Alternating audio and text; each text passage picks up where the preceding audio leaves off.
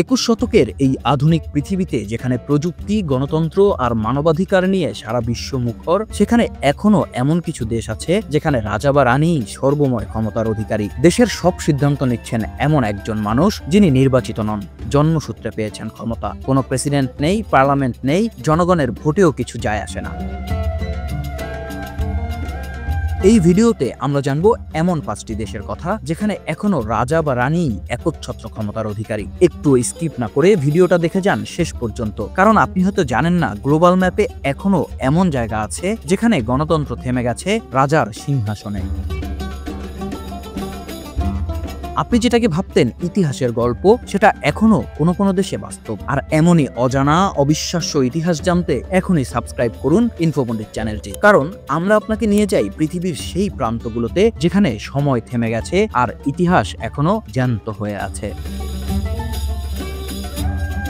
শুরু করছি আফ্রিকার মরুভূমির পারে এসওয়াতিনি নামে এক অনন্য রাজ্যের গল্প দিয়ে। আগে যার নাম ছিল সোয়াজিল্যান্ড। দক্ষিণ আফ্রিকার কোলে ছোট্ট একটি দেশ। সে দেশের রাজার নাম রাজা এমশাতি তৃতীয়। তিনি শুধু রাষ্ট্রপ্রধানই নন, সরকার প্রধানও। এসওয়াতিনিতে পার্লামেন্ট আছে ঠিকই, কিন্তু তার সব সিদ্ধান্ত মান্যতা পায় রাজার ইচ্ছার উপর নির্ভর করে। রাজা এমশাতি 15টির বেশি স্ত্রী, শতাধিক গাড়ি ও বিলাসবহুল জীবনযাপনের জন্য বহুবার আন্তর্জাতিকভাবে সমালোচিত হয়েছেন, কিন্তু দেশের মানুষ কিছুই করতে পারে না, কারণ সে দেশের সংবিধান বলছে রাজাই শেষ কথা।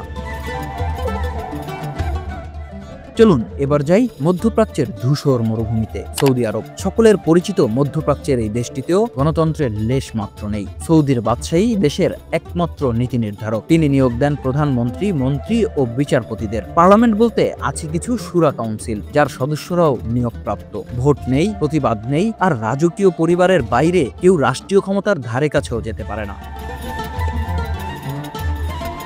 তৃতীয় যে দেশটির কথা বলবো সেটি হয়তো অনেকেই চেনেন না, আবার কেউ কেউ চিনতেও পারেন, ব্রুনেই।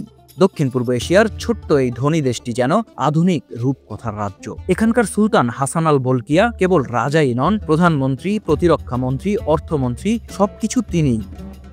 ব্রুনেইতে ইসলামী শরিয়া আইন কার্যকর, যা রাজার সিদ্ধান্তেই চালু হয়। তার ধন সম্পদের পরিমাণ এত বিশাল যে কখনো কখনো শোনা যায় স্বর্ণ দিয়ে ঢাকা প্রাসাদে থাকেন তিনি।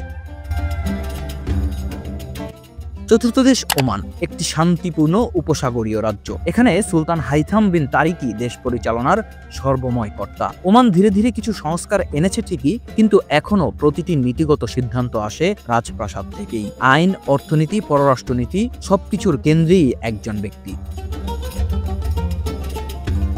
আর পঞ্চম দেশটির নাম শুনলে আপনি নিশ্চয়ই অবাক হবেন, ভ্যাটিকান সিটি। বিশ্বের সবচেয়ে ছোট রাষ্ট্র, তবে ক্ষমতার দিক থেকে বেশ বড়। এখানে পোপই হলেন রাষ্ট্রপ্রধান, আইন প্রণেতা এবং আধ্যাত্মিক নেতা। কোনো পার্লামেন্ট নেই, নেই কোনো নির্বাচন। পোপ যাকে ইচ্ছা নিয়োগ দিতে পারেন। যদিও এটি একটি ধর্মীয় রাষ্ট্র, তবু এটিও একটি একচ্ছত্র শাসনের অন্যতম নজির। এই আধুনিক পৃথিবীতে যেখানে গণতন্ত্রের জয় জয়কার, সেখানে এখনো এমন কিছু দেশ আছে যেখানে এক ব্যক্তির ইচ্ছাই সবকিছু নিয়ন্ত্রণ করে। কেউ জন্ম থেকেই রাজা, কেউ ঈশ্বরের প্রতিনিধি, আর কেউ ইতিহাসের ধারক।